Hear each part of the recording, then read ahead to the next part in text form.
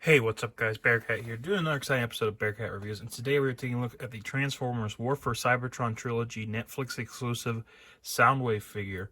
And I gotta say guys, I'm very excited to get this and review it for you guys. He is a Walmart exclusive. All the Netflix Transformers figures have been Walmart exclusives, most of them. I think there was only one that hasn't been, and that was a Nemesis Prime one, if I remember correctly. But taking a look here, you can see a Soundwave inside the box, and I was very excited to get this for you guys because it is he turns into his Earth mode instead of the spaceship mode that you see from the other Siege ones that I've reviewed before. So I was very excited for that because it's like a modernized version of the classic G1 Soundwave. But taking a look at the box here, you see it says Decepticon Soundwave, War for Cybertron Trilogy, Transformers, Hasbro, Generations, Takara, Tomy, Netflix. The side here, you see the box has the Earthrise poster, and it's painted the black, white, and red for Netflix. On the back here, you see the product images of Soundwave, Ravage, and Laserbeak, and as you can see, we'll talk more about them when we get them out of the packaging. On this side, you see is a little art image of Soundwave, and as for the top, there's not much more there, or on the bottom. So let's get to it and crack open Soundwave. So here is Soundwave, Ravage, and Laserbeak in their vehicle modes, or in this case, the cassette and cassette player modes. I put them in these modes because I always like to start off with their vehicle modes and review into those first. But obviously, taking a look here at Soundwave, as you can see, he looks exactly like a cassette player. I really like how they did this and how they made the design. I'm loving the looks of it. Looks so much like the classic cassette tape player. I will also laugh because they have the record battery here, but since it's on the pin, they didn't paint it red, but they left the circle for it, so I just love that. I think it's funny. I will say for this, obviously you turn around and look at the bottom, you can see all the kibble, but that's perfectly fine. You're never going to have a perfect Transformer without some bit of kibble being shown somewhere, unless you pay for the masterpiece lines. But I will say this was clever, this little piece that folds in. But I will say, I don't know if it's all copies or just my copy, probably just my copy, but because it tabbed at first, but you're supposed to tab these on here, like, let me get the light on, there we go. Tab them, these tabs into this mark holes, but like, it doesn't want to stay tabbed anymore. I don't know if it's just my copy or if it's, or if it's just like that, but as you can see though, it doesn't really interfere with it at all.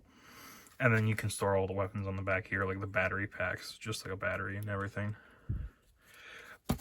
And then, of course, you can still do the cassette tape opening gimmick. But that's really it for the cassette tape mode. And as you can see, for Ravage and Laserbeak, they are in their cassette tape modes just like they were in the first ones, except instead of Cybertronian disk drives or whatever, or what they were called, I can't remember. They are actual cassette tapes. But as for Laserbeak, you can see, here's the old Laserbeak, and as you can see, it's not much different other than added paint schemes. As you can see, it's just added some yellow and blues on him. That's really it as far as difference-wise for him. And then for Ravage, you can tell there's a big difference because, as you can see, they make him look more like cassette tape than this one. So you can see there's a difference there. And obviously for these guys, if you want, you can just open up Soundwave. You just slip them right in, and then if I slip it in properly, there you go, and then you can close them up. But that's really it. We'll do the size comparisons real quick for the vehicle modes. As you can see, Soundwave here stands at just under 3 inches tall, and lengthwise he is about a little under 5 inches long if you go from here to there. And as for Ravage and Laserbeak,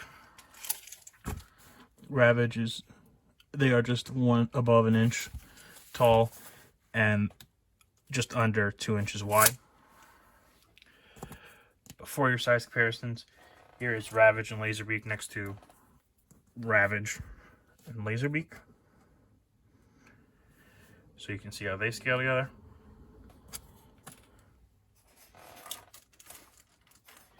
Here's the three of them next to the Siege War for Cybertron Soundwave, so you can see how they scale together. Here is the 3 of them next to the Siege Walmart exclusive 35th anniversary Sound Blaster. So you can see how they scale together. And for your basic 6-inch scale comparison, here they are next to the Star Wars, the Clone Wars, Captain Rex. So there you have that. And because I almost forgot, here is Soundwave Laserbeak and Ravage next to the Walmart exclusive reissue G1 Soundwave Laserbeak and Ravage. So you can see how they scale together.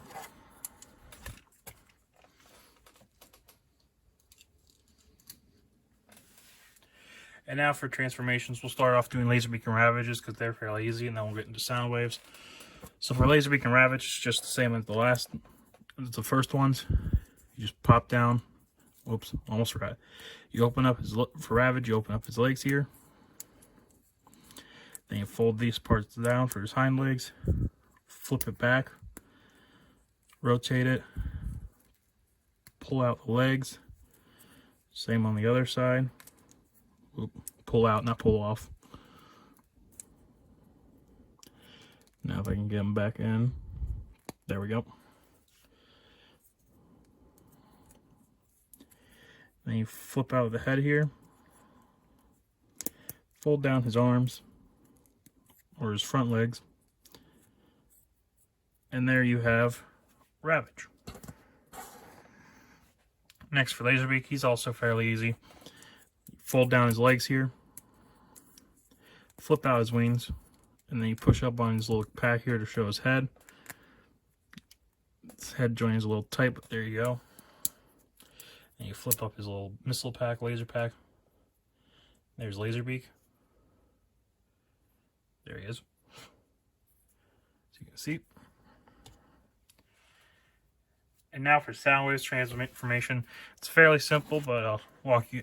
But it's can be complicated at times. But so you take up the back, this little flap here. You fold these ends.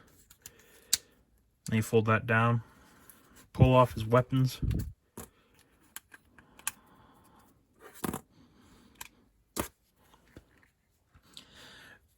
Then you take his legs, or what will be his legs, and you untab them here, pull down, and rotate it that way.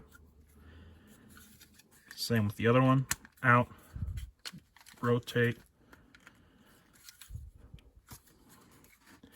Then you pop off what becomes the arms here. Pop them, tab them in here and here. As you can see, you just tab it in. Rotate these arms this way. Push down to fold out his hands. Then you want to rotate it all around. Then down here you grab the gray here, pull it out, push back, fold, pull down his feet, push that back in. Same with the other leg.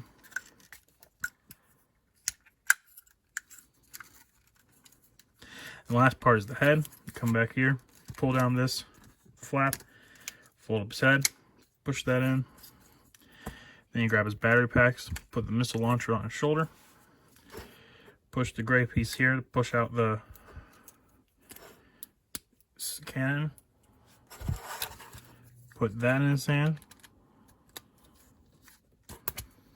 and then put this one in his other hand. And that's it, and there you have Soundwave, Laserbeak, and Ravage in their robot modes. Now, as you can see, Soundwave is an amazing figure. Looks just like he did in G1, and you can see they clearly reused parts of the Siege mold, and then there's parts that they didn't reuse. Taking a look here at Soundwave, you can see they've changed his legs to make it more like the classic Earth mode. Changed the coloring on his chest too, extended the sides here on the chest panel too. And they changed the visor color from yellow to red, which I like that. But the only issue I have with the Soundwave I love this figure, but I gotta point out my one big issue. It's the only issue, and it's not really that big of an issue, so it's like fine. But the only thing I was a little disappointed in was they didn't include the red markings like they did on the Siege one. So he doesn't have his red markings on his wrist or on his cannons, as you can see. But other than that, it's still a great figure. Very fun to use. Now, for posability for Soundwave, we'll do real quick. It's not really much. You push the button, opens up his chest. His head's on a ball joint, so it can shake around, rotate 360. He can look up that far and down that far. His cannon can move up and down a little bit. And obviously rotate. Arms go 360. Hinge up that far, down. Bicep swivel.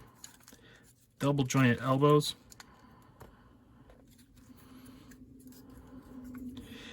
Front skirt folds up and he can kick forward. You kick back if you fold up the back skirt.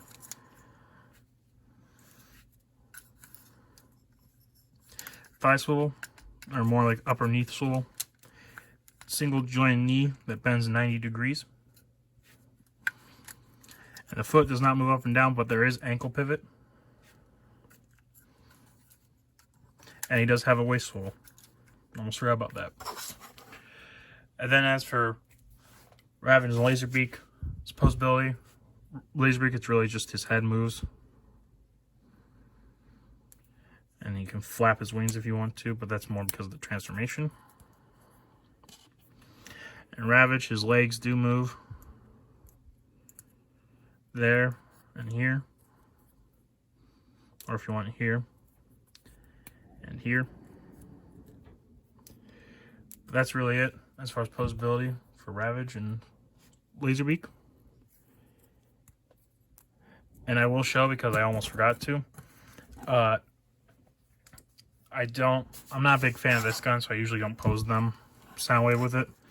But there is supposed to be a special transformation where you take all his weapons off, and then you're supposed to be able to combine them all. If I remember it correctly, it's you plug this into here, and then you plug this end either into here, yes. And so then it looks like this. Which, like I said, I'm not really a big fan of this. I don't know why it was added with this third gun. I know they added it with this one because they did it with the first, but I'm just not the biggest fan of this gun, so I usually don't use it. I prefer Soundwave more with his battery weapons. But that's really it for Soundwave, so we'll get them all set up for some size comparisons. So here we have Soundwave, Laserbeak, and Ravage. And Soundwave is standing just under 6.5 inches tall. And for Ravage and Laserbeak, they stand at just under 2 inches. And Ravage is about 1 inch wide, and Laserbeak with the wingspan is about little over 3 inches wide. Oop. So for your size comparisons, here is Ravage, Laserbeak, and Soundwave compared to the Siege Soundwave figure, and also the Siege, Laserbeak, and Ravage figures. So you can see how they scale together.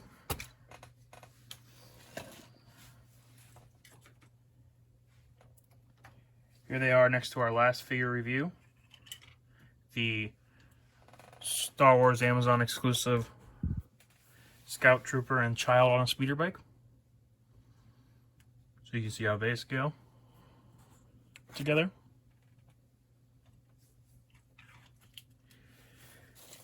Here they are next to the Walmart exclusive 35th anniversary Sound Blaster action figure. So you can see how they scale together. Here they are next to the classic G1 Soundwave, Ravage, and Laserbeak figures. So you can see how they scale together.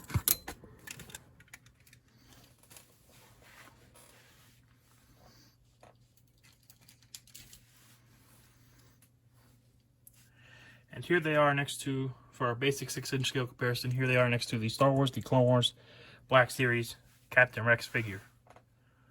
So you can see how they scale together. So here we have Ravage, Soundwave, and Laserbeak, looking like Ravage is ejecting out and they're getting ready for a battle. I gotta say, guys, this is an amazing figure. I highly recommend this if you are a Transformers fan or a fan of the new Siege show. I will say this is a Walmart exclusive, so you can only get this figure at Walmart. But like I said, guys, I highly recommend it. I give this figure a 10 out of 10 because it's just like the classic Soundwave. And if I had to dock any points, the only points I'd really dock would be on the red paint around the wrists and the batteries. But since that's so minor, I'm not going to dock any points for it. But like I said, guys, I hope you enjoyed this video. Please leave a like, comment, subscribe. Let me know what you think. Let me know if there's something you want to see reviewed on the channel, and I'll try and get it and review it for you guys. And let me know if there's something I can do to improve, and I will do it.